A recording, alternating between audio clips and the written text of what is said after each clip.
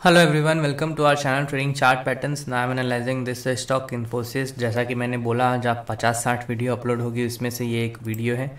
तो आपको इन्फोसिस के ग्राफ को अगर समझना है तो एक चीज़ समझना होगा कि कोविड के समय ये स्टॉक यहाँ पे था 850, 840, 830। वहाँ से इसमें क्रैश आया 500, ऑलमोस्ट 30-35-40% क्रैश हो गया। और यहाँ से जो इसने अपसाइड मूवमेंट दिखाया वो इस लेवल तक आ चुका है।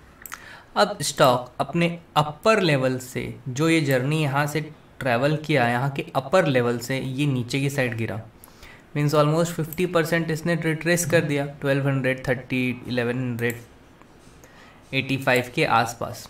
अब what is the next plan? मेरे को ऐसा लगता है कि इसमें ज़्यादा से ज़्यादा और 100 से 150 पॉइंट का करेक्शन मैक्सिमम आ सकता है, which means around 8 to 10% more down side. ठीक है, मैक्सिमम ये मेरे को ऐसा लगता है। मेरे को नहीं लगता है कि यहाँ आएगा, मेरे को ऐसा नहीं लगता है कि यहाँ आएगा।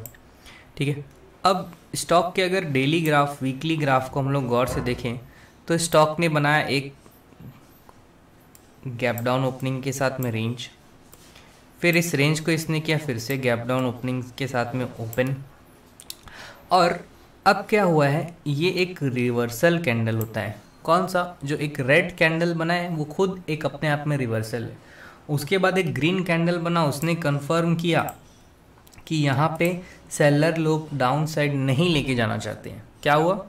एक रेड कैंडल बना जो कि रिवर्सल कैंडल है, फिर एक ग्रीन कैंडल बना, उसने कंफर्म किया वीकली टाइम फ्रेम पे कि हम लोग इसे और नीचे नहीं लेके जाना चाहते हैं। ठीक है, अब हम लोग डेली टाइम फ्रेम अगर खास कर देखें तो आपको क्या दिखाई देता है? देखो, ख़राब रिजल्ट, उसके बाद स्टॉक यहाँ ओपन होके इतना नीचे तक गिरा और यहीं से बाई बैक, फिर लोअर लेवल तक ले जाने का कोशिश किया, फिर 50% से बाई बैक। तो ये एक स्ट्रेंथ हम लोगों को बता रहा है। ठीक है, first cheese.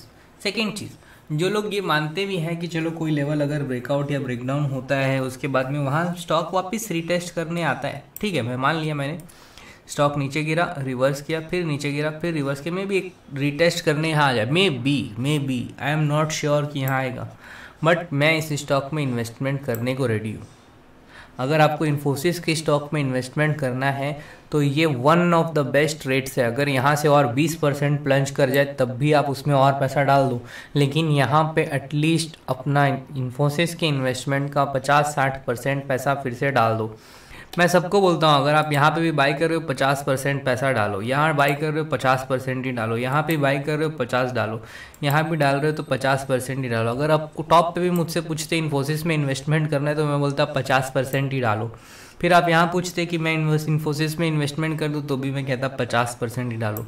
Every time whenever you are investing, don't invest your money in a stock more than 5% of your total capital, और उस 5% का भी 50% कर दो, मतलब 2.5% ही एक बार किसी स्टॉक में डालो। मतलब अगर आपका पोर्टफोलियो है तो उसमें 24 से 25 स्टॉक होना चाहिए ज़्यादा से ज़्यादा, या 20 से 25 स्टॉक होना चाहिए।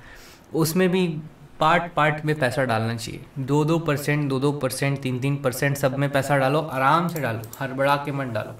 तो यही मैं कहना चाहता हूँ, अगर आपको इन्वेस्टमेंट करना है तो इन्फोसिस में ये one of the best rates है। वापस ये स्टॉक इस प्राइस पे आएगा भी ये मुझे नहीं पता। अब क्यों? देखिए, ये है इन्फोसिस का वीकली ग्राफ। ठीक है, वीकली ग्राफ में 200 EMA इसने ब्रेक कर दिया। किसने? इन्फोसिस ने 200 EMA ब्रेक करके एक रेड कैंडल बनाया और अगेन ग्रीन बना दिया।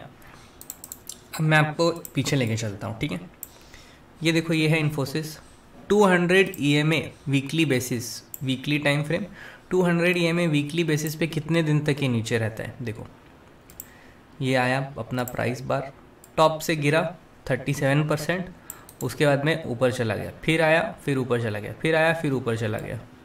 फिर देखिए 2009 बबल्स, 55% करेक्शन, यहाँ आया, फिर ऊपर चला गया था, फिर आया, फिर ऊपर चला गया। अभी देखो ये .com बबल वगैरह जो 2000 के टाइम जो हुआ, 85% क्रैश हुआ, लेकिन 200 वीक के एवरेज प्राइस के नीचे कितने दिन तक ही रुका?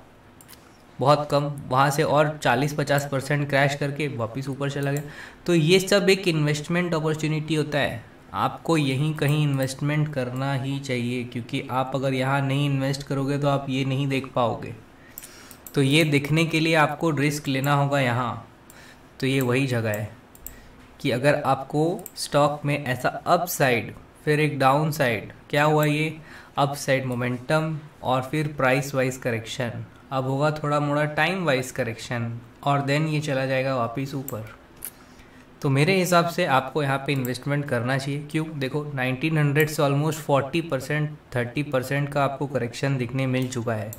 अब इससे ज़्यादा इन्फोसिस गिरेगा ये मुझे नहीं लगता, मे बी ज़्यादा से ज़्यादा गिरे तो 1059 आ जाए, यहाँ आप करना नेक्स्ट इन्वेस्टमेंट, फिर और नीचे आ जाए तो 817 आ जाए, यहाँ इन्वेस्टमेंट कर देना। लेकिन अभी इन्फोसिस को यहाँ पे आप उठा लो, ऐसा मेरे को लगता है। मैं गलत भी हो सकता हूँ, बट क्योंकि मेरे को आईटी सेक्टर बहुत पसंद है। किसी भी कंट्री में आप किसी बैंक में जाओगे सबसे पहले कोई बिज़नेस करने के लिए, दूसरा कोई बिज़नेस करने के लिए आप कहाँ जाओगे? आईटी डिपार्टमेंट में जाओगे। तीसरा आपको क्या चाहिए होगा कोई बिज़नेस करने के लिए? ज़्यादा से ज़्यादा रियल इस्टेट चाहिए होगा या ऑटो सेक्टर चाहिए होगा। तो यही 4 सेक्टर तो चाहिए होता है, bank, IT, real estate, auto. उसके बाद में फिर आता है हमारा इंडस्ट्रियल सेक्टर। तो ये तो मेन इम्पॉर्टेंट चीज़ है ही। तो आप बैंक और आईटी में बिंदास आंख बंद करके पैसा लगाया करो, कहीं नहीं जाने वाला आपका पैसा। तो आईटी अभी नीचे, तो यहाँ पे इन्फोसिस में इन्वेस्टमेंट करना चाहिए। आप ये भूल जाओ चैट जीपीटी कुछ कर देगा, आर्टिफिशियल इंटेलिजेंस में कुछ हो जाएगा, कुछ नहीं होने वाला, कुछ नहीं। जो हम लोग कर सकते हैं ह्यूमन मशीन वो चीज़ कर ही नहीं सकता। ये सब लोगों का भूलने का भ्रम है, हो ही नहीं सकता ऐसा कुछ भी। चैट जीपीटी से इन्फोसिस वगैरह, टीसीएस, विप्रो, इन लोग का कुछ नहीं उखड़ने वाला है, सब टेम्पररी है, ये जाएंगे फिर से ऊपर। तो आई होप आपको ये पॉइंट समझ में आया होगा। इन्वेस्ट कीजिए इन्फोसिस पे। Thank you for watching.